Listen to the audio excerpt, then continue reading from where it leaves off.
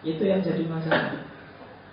Materialisme dan idealisme. Idealisme kalau waktunya nyampe minggu depan, kalau nggak nyampe minggu depannya lagi, karena ini panjang. Idealisme bilang bahwa realitas yang nyata, yang eksis, yang tampak itu bukan realitas, bukan intinya alam. Intinya itu dunia rohani. Intinya itu dimensi psikis, dimensi pikiran, dimensi pokoknya nggak ada hubungannya dengan materi. Kalau Plato punya dunia ide, yang sejati ya dunia ide.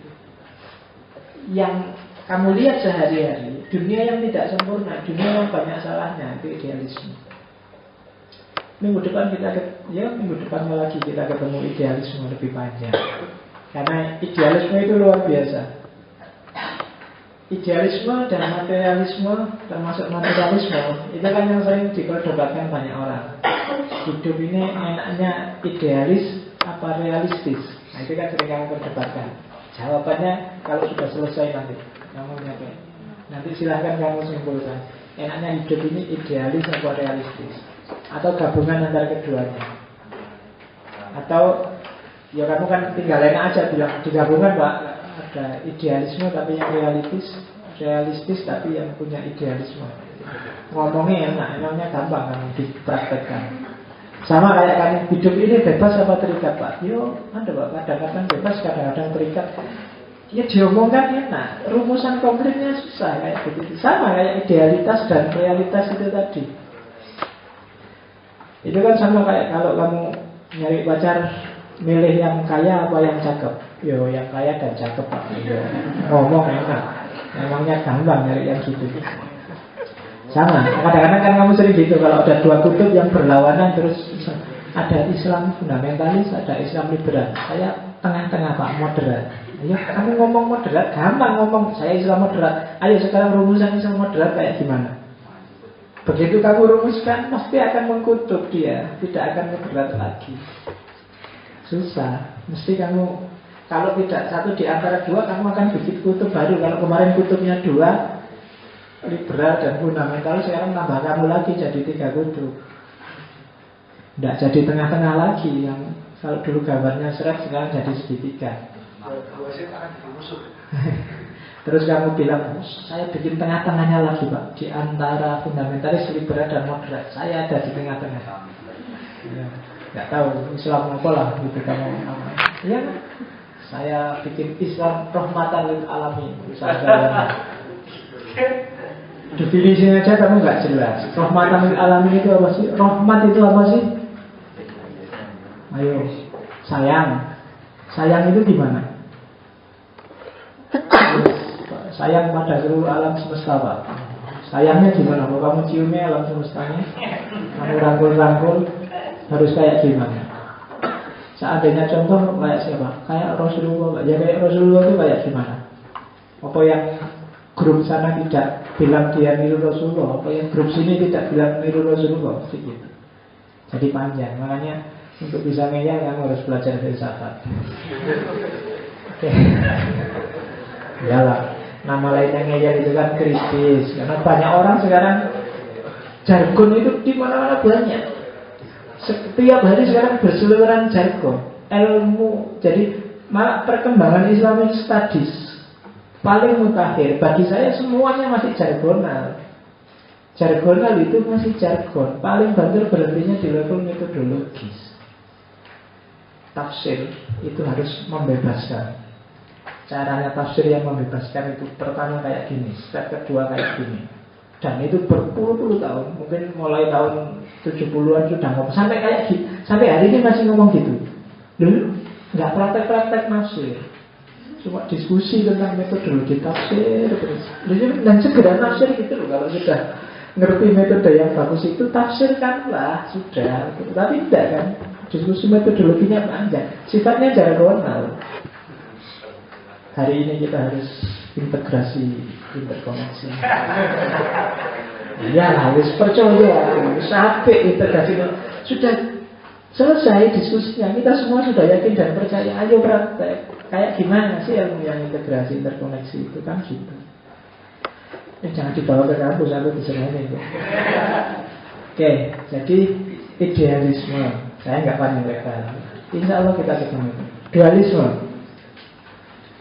Nanti kalau waktunya nggak nyampe tak loncat di dualisme, karena tokohnya antara lain yang punya tokoh dualisme itu Rene Descartes. Jadi dualisme itu kayak tadi, daripada capek-capek materialisme kok kelihatannya masuk akal, idealisme juga masuk akal. Kalau gitu dua aja deh, dua apa? Materi dan ideal sama-sama penting. Ada jasad, ada roh, ada lahir, ada batin. Realitas selalu dua. Kalau mau diperas jadi satu nggak mungkin. Ada siang, ada malam. Ada hitam, ada putih. Ada cowok, ada cewek. Ada rakyat, ada pemerintah. Ada seterusnya. Dualistik. Alam semesta selalu berpasangan. Kalau kita mau tunggal, pontang-panting. Makanya secara apa ya? Saya pernah debat dengan teman. Zaman saya ke Iran, saya punya kenalan orang Zoroaster. Iya, Zoroaster. Di sana asalnya agama Zoroaster. Tuhannya kan dua. Jadi dualitas. Ahura Mazda sama Ahriman, Tuhan baik dan Tuhan jelek.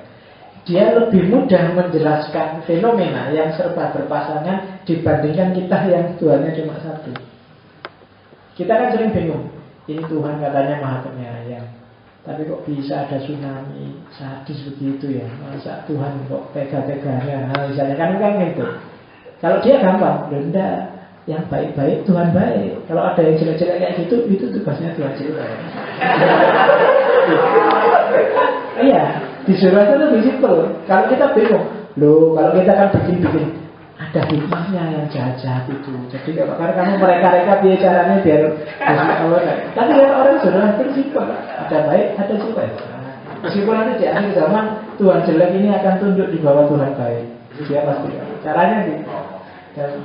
Jadi kalau ngobrol dia tidak enaknya Tuhan yang monoteis kan gitu. Dia harus ngurusi segala sesuatu. Yang paling kotor sekalipun harus disebut ciptaan Tuhan.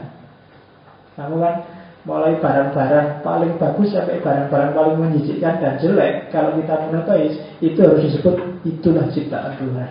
Tapi kalau di Zoroaster enggak.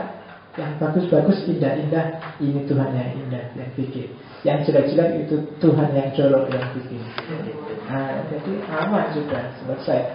Kalau kamu harus bikin rasionalisasi panjang kan untuk itu. Oh, itu bencana adalah ujian dari Tuhan.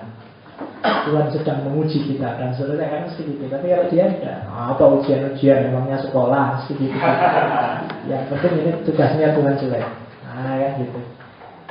Tuhanmu tega sekali kalau dia bilang kan gitu. Di Indonesia padahal menurut saya orangnya baik-baik, malah dikasih tsunami kayak gitu. Nah, dikasih tsunami di Serambi Mekah aja. Serambinya Mekah itu loh dikasih tsunami. Padahal Mekah itu kan harusnya dia kalau melecehkan gitu naik ngobrol meskipun sambil guyon. Tapi itu dualisme, salah satu contoh. Kelompok dualisme memang ingin menjembatani realitas yang biasanya serba dua tadi, serba berpasangan. Di antaranya ya kalau secara yang tadi tak sebut form dan matter itu kan dua. Itu yang nanti diadopsi oleh Aristoteles jadi ideologi namanya hilomorfisme. Jadi hilomorfisme itu segala sesuatu ada matternya, ada formnya. Kalau materialisme intinya adalah matter. Kalau idealisme intinya adalah form. Katanya dualisme tidak bisa kayak gitu. Kalau ada matter nggak ada formnya nggak jadi meja. Ada form nggak ada matternya ya nggak jadi meja. Untuk dia bisa jadi meja harus ada matter meja dan form meja. Dualisme. Cara berpikir serba dua. Oke. Yang keenam lebih dahsyat dari dualisme namanya pluralisme. Kalau di pluralisme nggak cuma dua yang memang lebih dari satu, tapi tidak cukup dua, macam-macam, banyak. Kenyataan itu plural. Variabelnya tidak cuma form dan matter. Aksiden memangnya nggak dihitung. Emangnya kalau aksidennya dibuang sama sekali ini masih bisa disebut meja misalnya. Harus tetap misalnya warnanya coklat, warnanya kuning, bisa ganti-ganti, tapi kan tetap harus ada warnanya. Meskipun dia aksiden, tapi kan dia tetap harus ada. Dan kenyataan multi perspektif loh. Apalagi dari segi esensinya. Ini kamu bilang esensinya adalah tempat untuk naruh barang. Seandainya besok banjir, kemudian orang pada nyari perahu nggak ada, terus ini dinaikin. Nah, ini kan berarti esensinya bukan lagi tempat naruh barang, tapi tempat nyebrangin orang.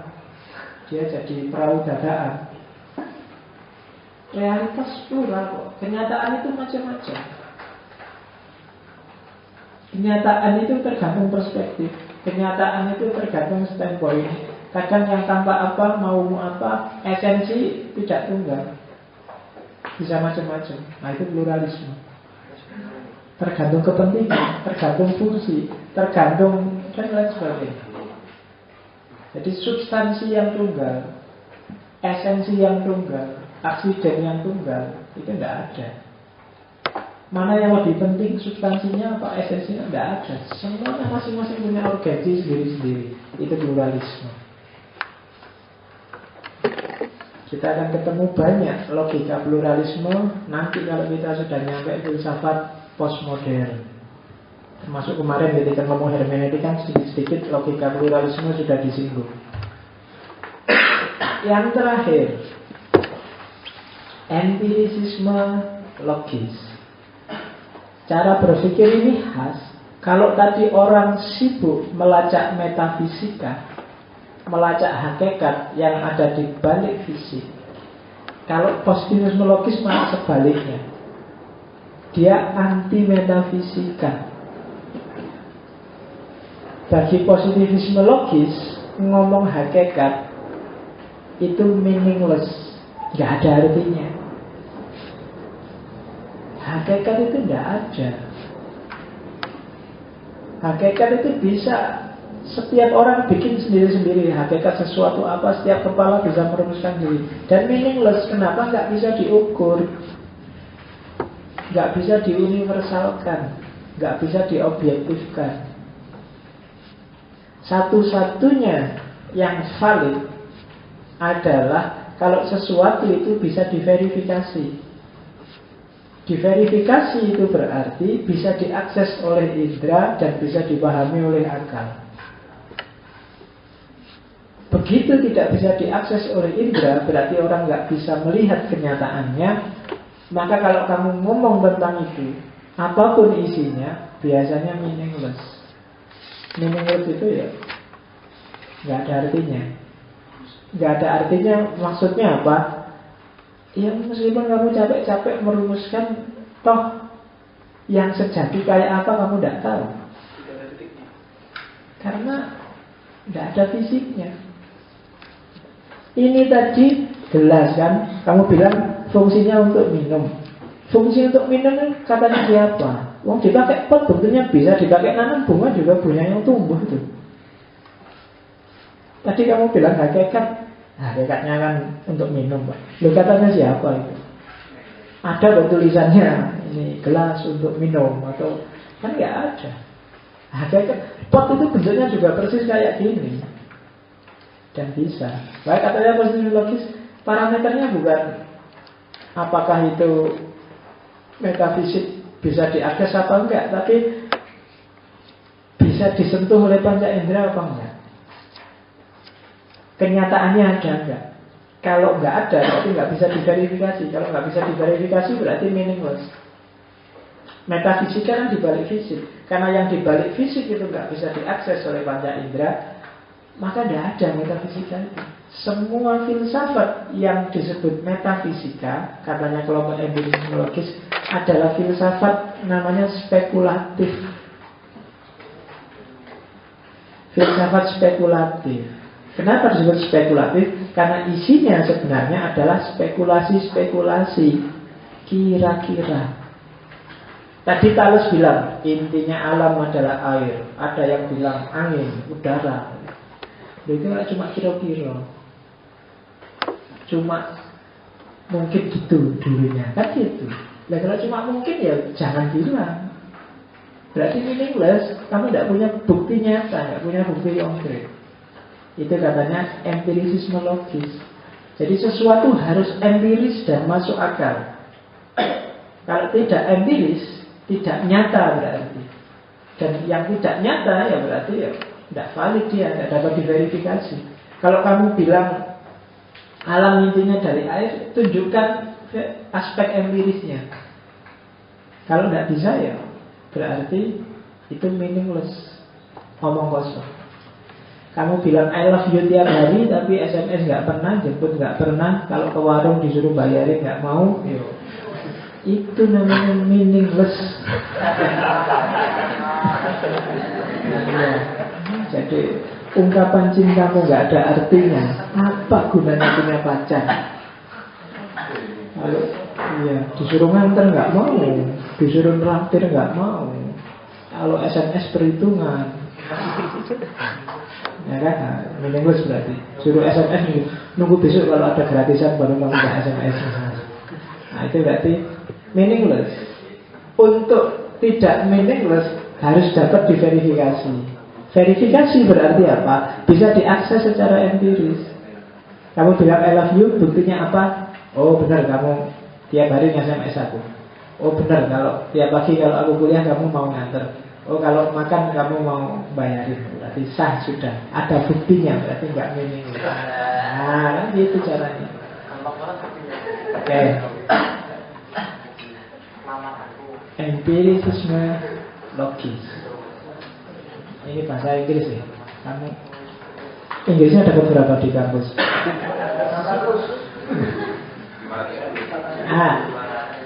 Maka filsafat ontologi sampai hari ini sebenarnya masih menyisakan pertanyaan, terus apa sih yang sejati itu? Apa sih hakikat alam semesta itu? Apa sih hakikat realitas itu? Itu diantara problem-problem perennial. Problem yang kedua adalah apa yang bisa membedakan realitas mimpi, realitas baik buruk, atau apa bedanya penampakan yang sejati dengan penampakan yang palsu. Itu sering masih susah dibikin parameter. Problem-problem ini kalau dalam dunia filsafat sering disebut perennial, problem abadi. Memang kalau kamu cari jawaban tuntasnya, nah terus yang benar itu dualisme, pluralisme, materialisme, apa idealisme, apa empirisisme logis, atau sebenarnya ada satu lagi tidak saya sebut di situ, intuisionisme, pakai intuisi kayak kajian tasawuf. Macam-macam para filsuf menjawabnya. Nanti kita coba jawab di sesi terakhir. Kalau mungkin jawab, kalau enggak biarkan perennial. Paling tidak kamu jawab untuk kepentinganmu sendiri, untuk versimu, untuk konteks hidupmu sendiri. Ya mungkin kalau umur-umur kamu ya sekali-sekali harus materialis lah, perhitungan materi. Tidak apa-apa. Kalau uangmu tinggal sedikit, ada temanmu utang ya tidak harus dikasih, belimu garis sedikit. Materi banget, iyalah. Kalau nggak ada materi ya. Tapi kadang-kadang juga harus idealis. Kadang-kadang juga harus dualistik, bijaksana melihat kutub dalam hidup. Kadang-kadang juga pluralis, pertimbangkan macam-macam persepsi. Kadang-kadang juga harus empirisisme logis, melihat sesuatu tidak cuma spekulasi-spekulasi metafisiknya, tapi dilihat aspek konkretnya. Demikian juga gimana sih membedakan yang realitas dengan yang mimpi. Ini masih problem luar biasa. Mimpi itu nyata apa enggak? Ya, kamu bilang pasti tidak nyata, karena sekarang kamu sedang tidak mimpi. Tapi ketika kamu mimpi, kamu tidak sadar kalau itu nggak nyata ya. Pas kamu mimpi, itu kamu nggak tahu loh kalau itu nggak nyata. Menarik, coba kamu baca kitabnya Ghazali. Siapa berani taruhan bahwa hidup kita hari ini, sekarang, itu bukan mimpi? Nggak ada orang berani menjamin itu.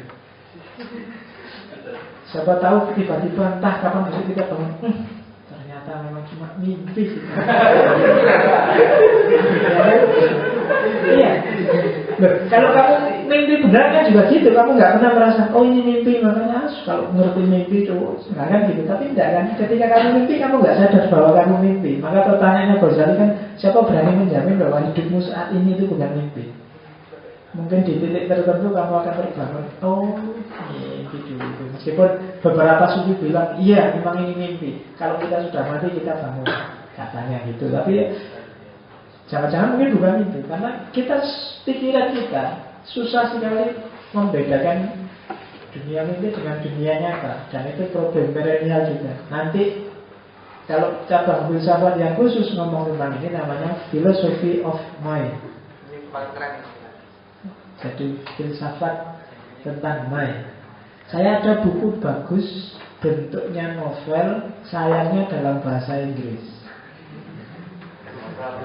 Iya. Tapi nggak terlalu tebel. Ya mungkin besok kalau ada sesi-sesi Ramadan apa-apa kita ngaji aja kayak di pesantren kitab itu. Yo, emangnya ngaji cuma kitab bahasa Arab, sekali-sekali ngaji kitab bahasa Inggris. Kenapa gitu loh sekalian? Kan kamu sudah terlanjur aneh kan gini. Di sana nih besok kita ngaji kitab bahasa Inggris. Judulnya bagus, In Search of Myself. Tokoh utamanya agak rumit karena tokoh utama ini dia bermimpi jadi Descartes. Cuma di mimpi itu dia bermimpi bahwa Descartes sedang bermimpi. Descartes sedang bermimpi jadi dirinya. Bolak-balik dan luar biasa itu. Ada filsafat diri. Di situ kamu ketemu Ibn Rus, di situ kamu ketemu Farabi, banyak termasuk beberapa filosof barat yang ngomong tentang siapa aku sebenarnya. In search of myself. Jangan-jangan siapa kamu itu tidak tergantung apa-apa, tergantung memori sebenarnya. Bisa jadi ada filosof yang bilang segitu. Ada yang bilang bukan tergantung memori, tapi tergantung penampakan, reality. Ada yang bilang bukan tergantung itu, tapi tergantung persepsi orang tentang kamu dan seterusnya. Ya kan? Ya tergantung memori itu. Seandainya sekarang tak balik, memori yang ada di kepalaku tak kasihkan dalam dirimu full, terus memorimu juga tak kasih aku. Besok pagi aku bangun dengan memorimu dan kamu bangun dengan memoriku. Kira-kira kamu masih kenal aku apa enggak? Atau reaksimu kira-kira seperti apa? Dulu, kok aku tadi cakep mungkin gitu kan? Aku kok jadi gini mungkin jadi gitu. Tapi apakah itu jadi kamu itu fisiknya atau pikirannya? Atau seandainya kamu merasa bahwa tidak kayak di novel itu, bahwa akulah Descartes. Pokoknya kamu yakin bahwa kamu Descartes. Terus gimana ya kelanjutannya? Oh, itu kan menarik. Ghazali luar biasa bahas itu. Di novel itu dibahas kira-kira setengah bab tentang Ghazali. Kalau Ibn Rus banyak dibahas, karena Ibn Rus juga bahas itu. Nah, lumayan. Ya, kalau ada waktu kita. Kalau ada yang mau ngopi silahkan. Saya mengerti 1-2 ada yang pintar bahasa Inggris. Yang nulis filosofnya namanya Daniel Kolak. Ya, keturunan memang Jawa.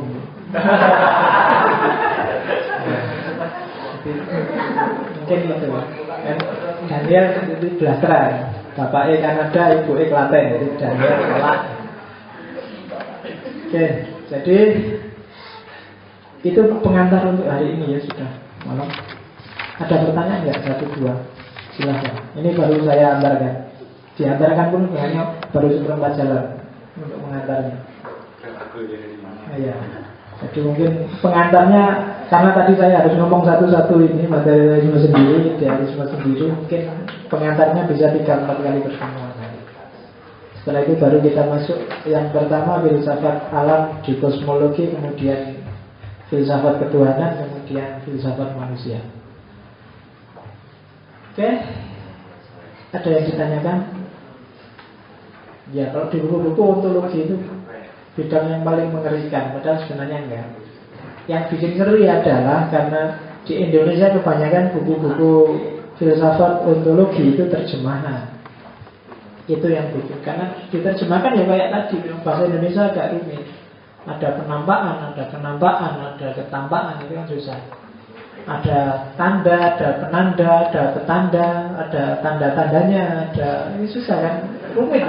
Jadi itu gara-gara terjemahan bahasa Indonesia, jadi agak rumit. Oke, kalau nggak ada, iya. Ya langsung aja. Assalamualaikum warahmatullahi wabarakatuh. Waalaikumsalam. Ini Mas ya, maksudnya manggilnya Pak Mas di sini. Dik.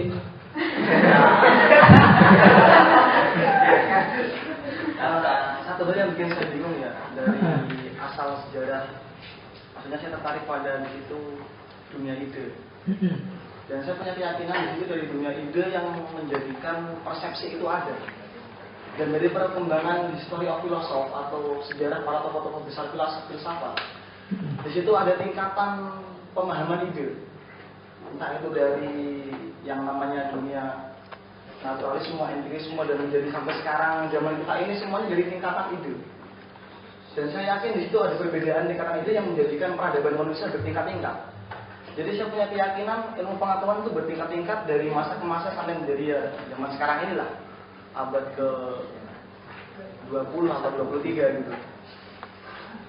Di sini yang saya ingin tanyakan, dari menjadi dunia ide itu menyeberang dari dunia ide satu ke dunia ide yang kedua atau tanda ilmu pengetahuan. Di situ dan di sini saya menyadari untuk dunia ide kita sekarang ini menurut saya salah gitu. Kita harus kembali ke dunia ide yang seharusnya mungkin, saya nggak tahu ini karena sunatullah yang menjadikan dunia akan rusak hancur setelah ini, atau perlu kita kembalikan ke dunia ide sebelumnya dan kita perbaiki seperti zaman Nabi atau seperti apa, saya nggak tahu. Yang pasti untuk menjebol sebuah dunia ide itu bagaimana? Oke, ada teori bagus tentang sejarah pengetahuan. Coba kalau kamu tertarik, baca bukunya Foucault, Arkeologi Pengetahuan. Jadi bagaimana nanti kamu cari cara dia menjelaskan genealogi pengetahuan, bahwa ide pengetahuan itu sifatnya genealogis. Genealogis itu mungkin bukan tingkatan seperti yang kamu jelaskan, tapi kayak gen itu kan keturunan. Kayak kamu bikin silsilah itu, dari Mbah Wongso dia punya anak 3, 1, 2, 3, terus dari anak 3 ini melahirkan. Sejarah pengetahuan seperti itu sifatnya genealogis. Dari tokoh besar namanya Socrates, dia punya murid. Muridnya ini namanya Plato. Dari Plato nanti diwarisi oleh Aristoteles. Cuma arahnya beda, nanti Plato ini idealis dan nanti dia diwarisi oleh misalnya Plotinus melahirkan Neoplatonisme, dari Aristoteles dia realis melahirkan namanya realisme. Nanti Plotinus ini bergerak, berkembang, Aristoteles juga bergerak, berkembang. Dari Aristoteles dibawa oleh muridnya Iskandar Zulkarnain, Alexander the Great, disebarkan ke Romawi, lahirlah Helenisme. Peradaban Helenisme inilah nanti yang diwarisi oleh orang Islam, sehingga Islam jaya dengan ilmu pengetahuan karena ketika dia mewarisi Aristoteles, cara berpikirnya realistik, alam semesta, bau sainsnya kuat. Kebalikannya Plotinus yang mistik, cara berpikirnya banyak diwarisi oleh para tokoh-tokoh dari Romawi, sehingga yang dia membentuk peradaban Kristen karena mewarisi dari Plato, Plotinus yang agak idealistik, maka cara berpikirnya cenderung introvert, cara berpikirnya cenderung ideal, tidak realistik. Maka gereja abad tengah coraknya seperti itu. Nah, nanti dua ini bertemu, filsafat Islam yang jaya menyadarkan orang Barat yang mundur, nanti ketemu di Romawi Utara, lahirlah Renaissance. Dari Renaissance terus dinamika genealogi, sejarah pengetahuan. Silakan dibaca sendiri. Kalau ada waktu, mungkin 1-2 sesi yang akan datang kita ngomong Foucault, sejarah pengetahuan. Yang benar mana, yang salah mana, susah dinilai karena setiap orang bereaksi, berpikir, menganalisis sesuai konteks zamannya sendiri-sendiri. Bahwa kamu Pak lebih baik yang abad tengah, yang agak teologis, ya monggo. Menurut saya yang pas itu yang kosmologis Pak. Kita sebagai bagian dari alam semesta, tidak boleh eksploitatif karena kita manusia adalah bagian dari alam juga, ya monggo. Menurut saya modern Pak, orang modern itu cerdas, Buktinya puncak peradaban manusia di era modern, sains dan teknologi memuncak. Oh enggak Pak, menurut saya postmodern ketika orang menyadari pluralitas, tidak menang-menangan dengan narasi tunggal, melihat bahwa setiap orang punya persepsi sendiri-sendiri, sehingga saya tidak sombong, aku ngertinya cuma satu bidang, yang lain bidang yang lain, sehingga postmodern, whatever, monggo, tergantung yang penjelajahanmu sendiri-sendiri. Kalau untuk urusan yang benar dan yang salah.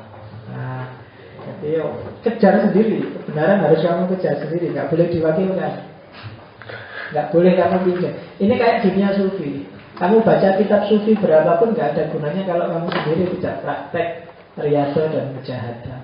Sama, kamu belajar filsafat berapapun nggak ada gunanya kalau kamu sendiri tidak refleksi dan kontemplasi. Maka saya hindari untuk ngomong tokoh-tokoh filsafat secara detail satu-satu. Tak omong yang umum-umum dan sifatnya lebih mudah kamu tangkap, biar ini loh sanggup untuk refleksi.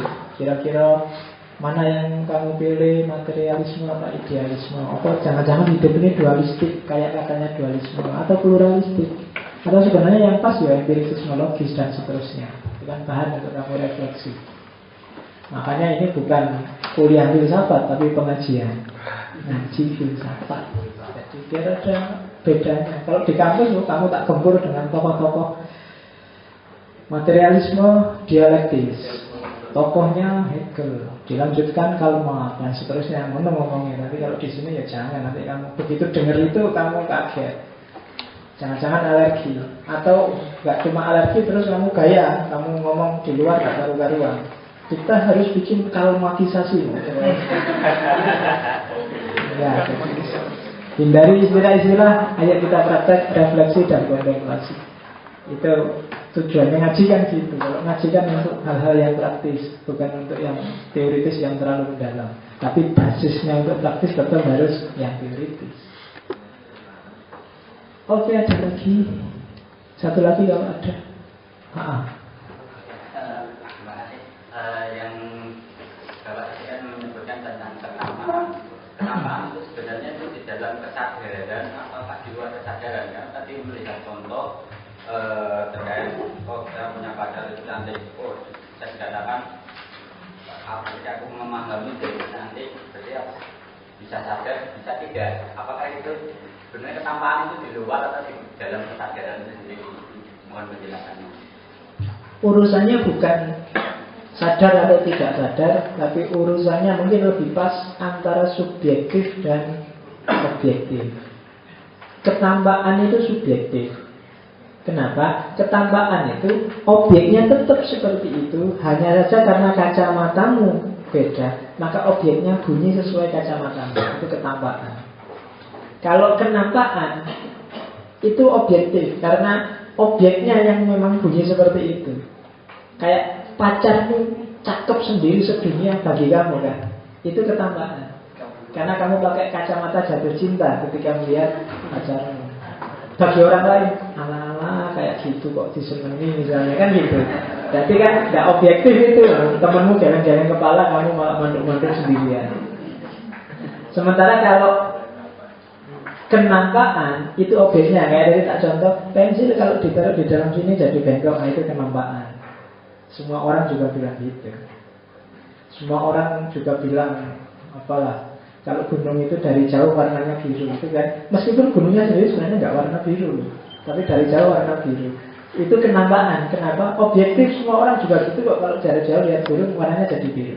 Tapi kalau dulu gunungnya kok warnanya oranye ya, nah itu mungkin ketampaan. Mungkin kamu sedang berputar-putar atau stres atau pakai kacamatanya kecil yang oranye itu sehingga wah gunungnya jadi oranye. Subjektif kalau itu. Jadi urusannya bukan apa tadi? Ya, tapi bukan sadar atau tidak sadar. Dua-duanya sadar. Kalau tidak sadar nggak bisa baca. Ya, ketika kehilangan kesadaran kamu nggak bisa baca apa-apa. Mesti keliru bacaanmu. Kalau benar itu berarti nggak sengaja. Sama-sama sadar, cuma yang satu pengaruh kacamata, yang satu memang objeknya seperti itu. Dibedakan dengan realitas, dengan kenyataan. Karena kalau kenyataan itu asli. Kayak tadi, pensil kenampaannya bengkok, padahal kenyataannya nggak bengkok. Nah, itu bedanya di situ. Oke? Ya wes. mau nanya Pak. Misalnya kita dihadapkan dengan orang yang punya basic materialistik gitu misalnya. Kemudian sedangkan background kita itu dari sofistik atau idealis. Misalnya diibaratkan contohnya Tuhan itu gimana sih, di mana? Kan ketika ada orang yang nanya dari materialis itu kan pasti membutuhkan jawaban yang berupa materi. Itu gimana misalnya sikap kita dari basic yang sofistik maupun selain materialis itu. Oke. Kalau kritik terhadap materialisme jelas dari idealisme. Cuma kritik terhadap dua-duanya nanti banyak teorinya. Yang jelas dua-duanya melihat realitas yang kompleks dari satu perspektif yang tunggal. Kalau ada yang tanya, Tuhan itu mana materinya? Ya jawabannya, Tuhan tidak materi. Selesai sudah. Kalau kamu menuntut bukti yang material, Tuhan tidak punya materi. Tidak ada materi, tidak meruang dan tidak berwaktu. Gimana jelasinnya? Iya, biasa aja. Pikiranmu memangnya materi. Kalau ada yang tanya, ayo coba kamu punya ide enggak? Punya. Coba tunjukkan padaku mana idemu. Kan enggak bisa. Kayak tadi. Kalau ada yang tanya, Tuhan ada enggak? Ada. Bukti materinya mana? Loh emangnya yang ada harus ada materinya. Banyak hal yang enggak ada materinya tapi dia ada. Saya bilang tadi, lamunanmu itu ada. Tapi kalau ditanya, mana lamunanmu? Gambarnya mana? Fotonya mana? Nggak ada. Tapi lamunanmu kan jelas ada. Jadi kalau pakai teori-teori yang di depan tadi. Jadi tidak semua yang ada itu ada materinya. Tapi Tuhan ada jelas. Tapi kalau real mungkin enggak. Kalau real dalam arti konkret. Dan eksisten pasti enggak. Kalau dalam arti meruang dan mewaktu. Tapi dia ada. Nah, gitu. Bahkan bagi di orang yang bertanya itu kan Tuhan ada. Meskipun Tuhannya dia bertanyakan. Ada sebagai ide di kepalanya tentang Tuhan. Cara jawabnya gitu, rodo ngeyel-ngeyel sedikit. Kalau orangnya masih ngeyel ya jangan dilatih, langsung waras ngalah. Kayak seperti itu bikin pening. Ada memang enggak, ya kamu tinggal lihat profil orang yang tanya. Ada orang tanya itu ngetes, ada yang ingin tahu yang kebenarannya mana, ada yang cuma sekedar ingin menjatuhkan kita, ada yang jadi analisis. Kalau memang urusannya dalam rangka tukar pikiran ya dilanjutin, tapi kalau dalam rangka menang-menangan ya semua waras ngalah lah ya. Tidak apa-apa. Oke ya, sudah jam 10 kurang dikit. Ini bisa enggak? Nggak saya udah coba bola ya. Oke, insya Allah ketemu lagi minggu depan. Saya Rizkian. Assalamualaikum warahmatullahi wabarakatuh.